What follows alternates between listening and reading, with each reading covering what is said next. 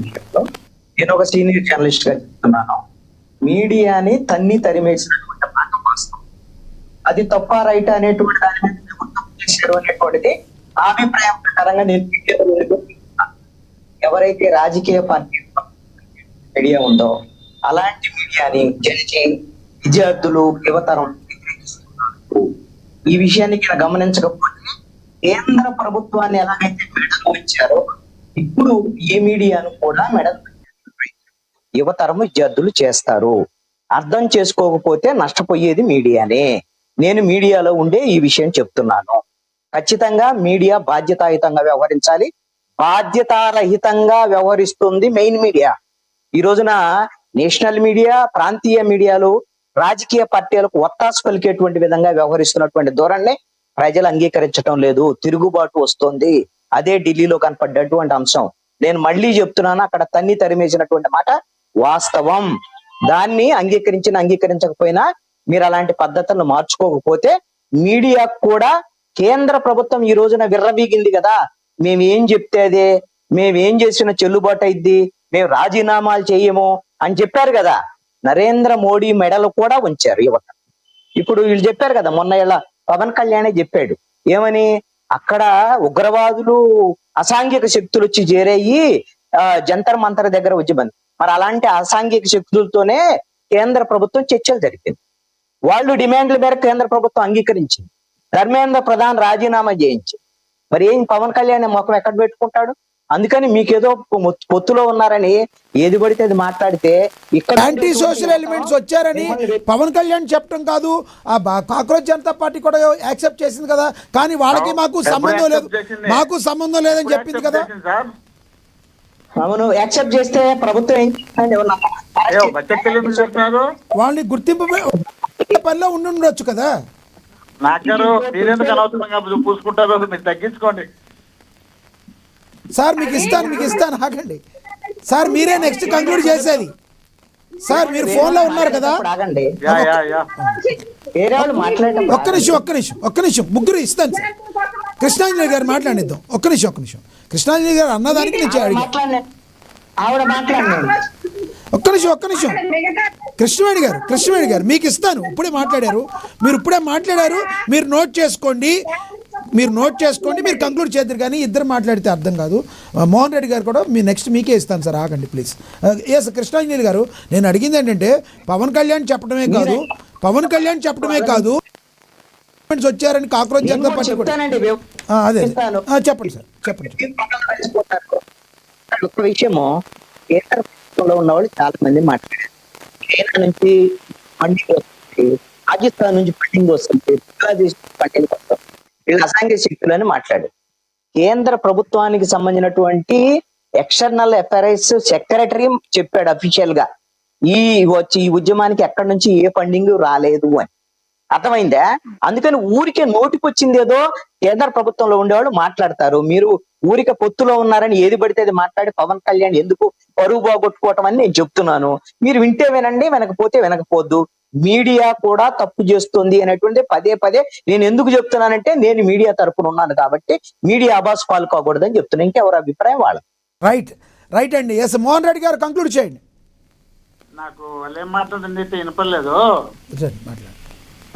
ఇప్పుడు కృష్ణాంజనేయులు గారు చెప్పింది 100% పాటించాల్సిన బాధ్యత ఆంధ్రప్రదేశ్ ఉన్నటువంటి మన లోకల్ మీడియాలకు, లోకల్ అంటే స్టేట్ మీడియాలకు సంబంధించి ఖచ్చితంగా పాటించాల్సిన అవసరం ఉంది. లేని పక్షంలో ఖచ్చితంగా ఢిల్లీలో ఏ విధమైనటువంటి అభిప్రాయం వెల్లడవుతుందో ఆంధ్రప్రదేశ్ లో కూడా అలాంటి అభిప్రాయాలు వెల్లడవుతాయి. ఎందుకంటే ఒక్కొక్క మీడియా ఛానల్లో ఒక్కొక్కరు కూర్చొని వాళ్ళు ఇష్టం వచ్చినట్టు మాట్లాడుతున్నారు. ఒక ఆయన ఏమంటారంటే తుఫాన్ వస్తా అంటే చంద్రబాబు నాయుడు గారు వచ్చి ఇట్లా చేయి అట్ట పెట్టి దొబ్బేవాడంట.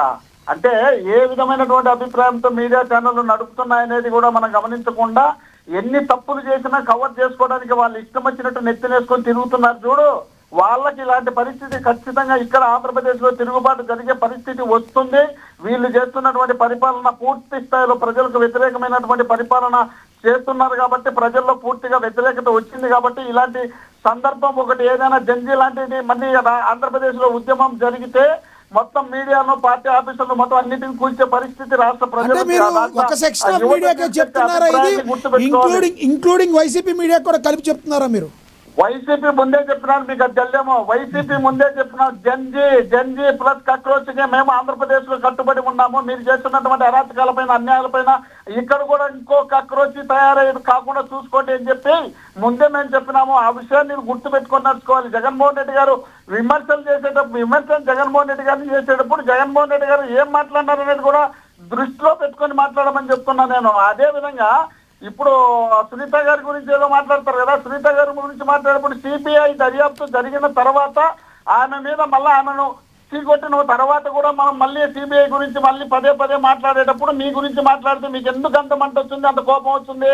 అది అక్కడ జరిగినటువంటి ఇష్యూ ఏదైనా తెలుసు కదా. తెలిసిన తర్వాత చంపినాను నేనే అని చెప్పి ఒక అతను ఇంటర్వ్యూలు ఇస్తే ఆ ఇంటర్వ్యూ ఇచ్చిన అతనికి వీళ్ళు ఫ్రీ బెయిల్ ఇప్పిస్తారు, అతనికి సెక్యూరిటీ ఇస్తారు, అతనికి లక్షల కోట్లు ఖర్చు పెట్టి లాయర్లను పెట్టి బ్రహ్మాండమైనటువంటి సెక్యూరిటీతో తిప్పుతారు రాష్ట్రంలో. మరి ఎక్కడ ఎవరు వివేకానంద రెడ్డి గారిని చంపినారు అనేది కూడా మనసులో పెట్టుకోకుండా మన ఇష్టం వచ్చినట్టు మనం ఏదో ఒకటి జగన్మోహన్ రెడ్డి గారి మీద బట్ట కాల్చి మకానిస్తే తుడుచుకుంటాడనే విధంగా మీరు ప్రవర్తిస్తే ఇలాంటి జంజీలు తయారైతే ఆంధ్రప్రదేశ్ లో కూడా ఇలాంటి పరిస్థితి రాకుండా ఉండేందుకు వాస్తవాల్లో నడిస్తే బాగుంటుంది. వాస్తవాలు పక్కకు పెట్టి ఆ వాస్తవాల్లో నడిస్తే ఎట్లుంటుంది అనే దానికి ఢిల్లీ చూపించినారు. ఢిల్లీలో మేము పెద్ద పుడంగులు అనే వాళ్ళనే మెడలు వంచి అక్కడ ఉన్నటువంటి ఆ కేంద్ర మంత్రిని రాజీనామా చేసే పరిస్థితి వచ్చింది. ఇక్కడ నుండి మనం ఎంతెంతో పుష్టింగ్ చేయాలనుకున్నటువంటి వ్యక్తులను కూడా ఈ రోజు నోరు మూసుకొని ఇంట్లో కూర్చున్నా. దీని మీద చంద్రబాబు నాయుడు గారు నోరే ఇప్పలే. ఎందుకంటే ఇప్పుడే ఇక్కడ కొడుకు రాజీనామా చేయాల్సి వచ్చింది. కొడుకు రాజీనామా చేయని గురించి రాష్ట్రంలో బ్రహ్మాండమైనటువంటి అల్లరి జరుగుతుంది. జరిగిన తర్వాత మళ్ళీ నేను ఇబ్బందులు పడతాను,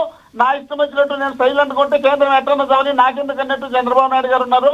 మీరు అంటున్నారు కదా ఇప్పుడు సిరిది అప్పలరాజు గురించి వాళ్ళ కొడుకుని ఎందుకు చేసుకొచ్చినారు. మరి ఇప్పుడు మీరు చెప్పినట్టు పవన్ కళ్యాణ్ గారికి ముఖ్యమంత్రి అయ్యే అవకాశం ఉందా, లోకేష్ గారికి ముఖ్యమంత్రి అయ్యే అవకాశం అర్హతలు ఉన్నాయా? మీరు ఒకసారి చెప్పండి, జనాల్లో పెట్టండి ఒకసారి. మరి అర్హత ఉన్నప్పుడు పవన్ కళ్యాణ్ గారిని ముఖ్యమంత్రి చేయాలనే ఆలోచన చంద్రబాబు నాయుడు గారికి వస్తుందా, లోకేష్ గారిని చేయాలని వస్తుందా? ఏం మాట్లాడుతున్నారా బా? ఎవరు కూడా ఎవరు కొడుకులు వాళ్ళు వాళ్ళకు ఉంటుంది. ఆ తాపత్రయంలో భాగంగా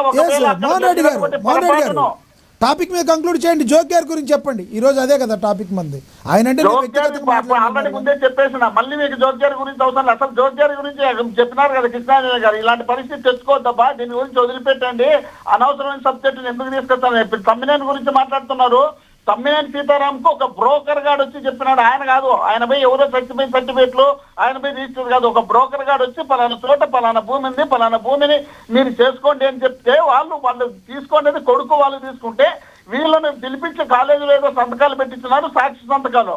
దాన్ని పట్టుకొని ఆయన ఏదో తప్పు చేసినాడంటే వాళ్ళ మీద వీళ్ళ మీద ఎవరు వీళ్ళకి